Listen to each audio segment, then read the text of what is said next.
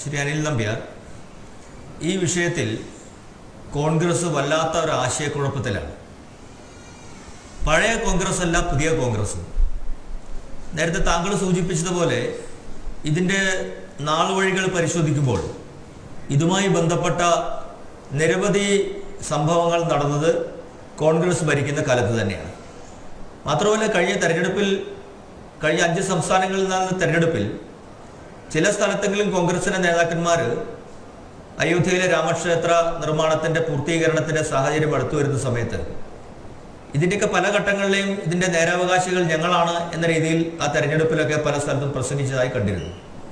അപ്പോൾ ഒരു വശത്ത് ഇതിൻ്റെ നേരാവകാശികളും ഇതിൻ്റെ പിതൃത്വവും ഏറ്റെടുക്കാൻ വേണ്ടി വെമ്പൽ കൊള്ളുന്ന കോൺഗ്രസ് നേതാക്കന്മാർ ആ ക്ഷേത്ര നിർമ്മാണത്തിൻ്റെ അവസാന ഘട്ടത്തിലേക്ക് കടന്ന് ജനുവരി 22-ാം തീയതി പ്രാണപ്രതിഷ്ഠ നടക്കുന്ന ഒരു മഹത്തായ ചടങ്ങ് നടക്കുന്ന സമയത്ത് സ്വാഭാവികമായിട്ടും ആ ക്ഷേത്ര നിർമ്മാണ സമിതി ഒരു രാഷ്ട്രത്തിൻ്റെ അസ്മിത, രാഷ്ട്രത്തിൻ്റെ അഭിമാനം എന്ന രീതിയിലുള്ള ഒരു വലിയ അഭിമാന മുഹൂർത്തത്തിൽ ഈ രാജ്യത്തിൻ്റെ രാഷ്ട്രീയ പാർട്ടികൾ, സാമുദായിക നേതാക്കന്മാർ, പ്രമുഖരായ വ്യക്തികൾ, സിനിമാ നടന്മാർ, അത്തരത്തിൽ ഈ രാഷ്ട്രത്തിൻ്റെ അഭിമാനത്തിൽ അല്ലെങ്കിൽ ദേശീയതയിലും ഒക്കെ അഭിമാനം കൊള്ളുന്ന മുഴുവൻ ആൾക്കാരെയും ക്ഷണിച്ച്, CPM-ൻ്റെ ആൾക്കാരെയും ഈ പരിപാടിയിലേക്ക് ക്ഷണിച്ചിട്ടുണ്ട്.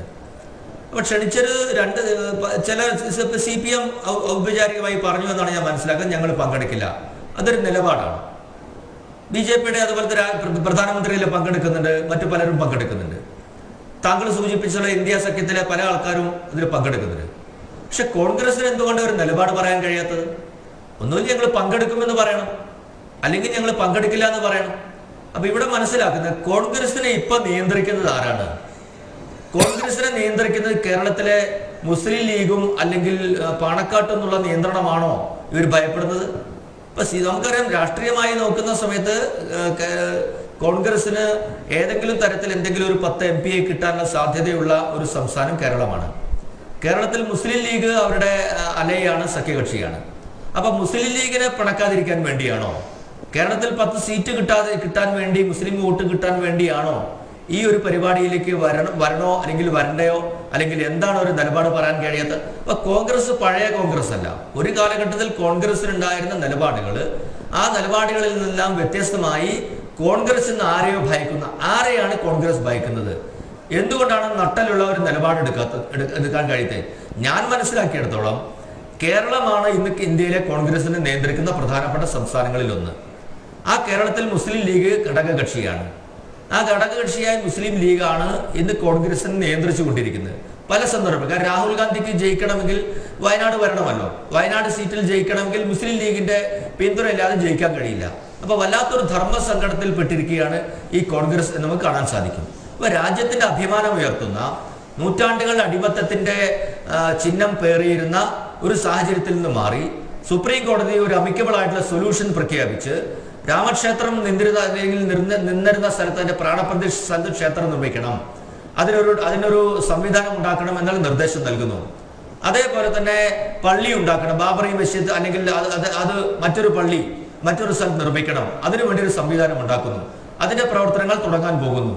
അത്തരത്തിൽ കൃത്യമായി ഇതിനൊരു നല്ല സൊല്യൂഷൻ ഈ രാജ്യത്തൊരു രക്തം പോലും ചിന്താതെ വളരെ ശാന്തമായ സുപ്രീം കോടതിയുടെ വിധി ശിരസ വഹിച്ചുകൊണ്ട് അതിന്റെ നടപടിക്രമങ്ങളുടെ മുന്നോട്ട് പോവുകയും ആ നടപടിക്രമത്തിന്റെ പരിസമാപ്തിയിലേക്ക് എത്തിക്കൊണ്ടിരിക്കുന്ന ഒരു സാഹചര്യമാണ് നമ്മുടെ മുന്നിൽ. അതിന്റെ അഭിമാന മുഹൂർത്തമാണ് ജനുവരി 22-ാം തീയതി നടക്കാൻ പോകുന്നത്. അതേസമയം തന്നെ പള്ളിയുടെ നിർമ്മാണവുമായി ബന്ധപ്പെട്ട് അതിന്റെ കമ്മിറ്റി മുന്നോട്ട് പോകുന്നു. ഇത്തരമൊരു സാഹചര്യത്തിൽ ഞങ്ങൾ ചോദിക്കുന്നത്, BJP ചോദിക്കുന്നത്, എന്തുകൊണ്ടാണ് കോൺഗ്രസ് ഒരു നിലപാടെടുക്കാൻ കഴിയാത്തത്? ഒന്നുമില്ലെങ്കിൽ നിങ്ങളുടെ പാരമ്പര്യം വെച്ച് പറയുന്ന സമയത്ത് നിങ്ങൾക്ക് ഒരുപാട് പാരമ്പര്യമുണ്ടല്ലോ.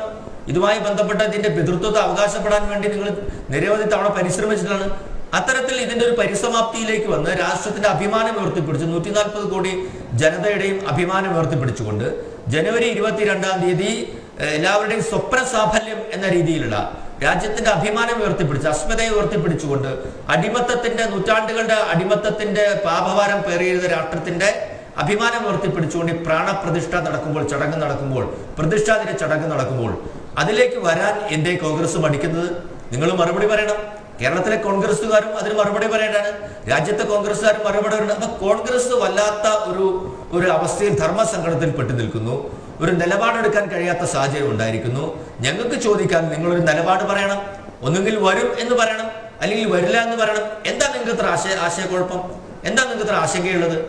ഈ പരിപാടിയിൽ പങ്കെടുത്താൽ എന്താ സംഭവിക്കാൻ പോകുന്നത്? ഇത് രാഷ്ട്രത്തിന് സുപ്രീം കോടതി എടുത്ത തീരുമാനത്തിന്റെ ഭാഗമാണ്. സുപ്രീം കോടതിയാണ് തീരുമാനമെടുത്തിട്ടുള്ളത്. ആ സുപ്രീം കോടതി വിധിയുടെ പശ്ചാത്തലത്തിലാണ് ഇതുമായി ബന്ധപ്പെട്ട നിർമ്മാണ പ്രവർത്തനങ്ങളും അതിന്റെ പരിസമാപ്തിയിലേക്ക് പോകുന്നത്. അപ്പൊ സുപ്രീം കോടതിയുടെ വിധിയെ നിങ്ങൾ അംഗീകരിക്കുന്നില്ലേ?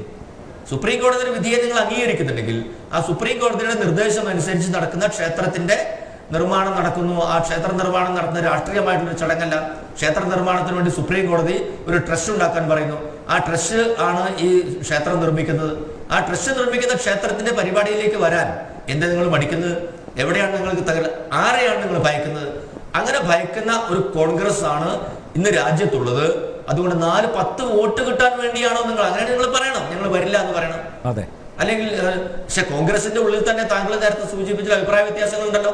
ശശി തരൂരിന്റെ അഭിപ്രായം എന്താ? വ്യക്തിപരമായി പല കോൺഗ്രസ്സുകാരോടും ചോദിക്കുന്ന സമയത്ത് ഞങ്ങൾ അതിനൊപ്പമാണ്. പക്ഷെ കോൺഗ്രസ് എന്തുകൊണ്ടൊരു നിലപാട് പറയുന്നില്ല? കോൺഗ്രസിൽ അഭിപ്രായ വ്യത്യാസമുണ്ട്. ഈ കാര്യങ്ങൾ കൃത്യമായി വ്യക്തമാക്കേണ്ട ഉത്തരവാദിത്വം ഈ രാജ്യത്തെ കോൺഗ്രസിനുണ്ട്. ഖാർഗെ വ്യക്തമാക്കേണ്ടതുണ്ട്, രാഹുൽ ഗാന്ധി വ്യക്തമാക്കേണ്ടത്, കേരളത്തിലെ കോൺഗ്രസ് നേതാക്കാരും ഈ കാര്യം വ്യക്തമാക്കേണ്ടതുണ്ട്. യെസ്.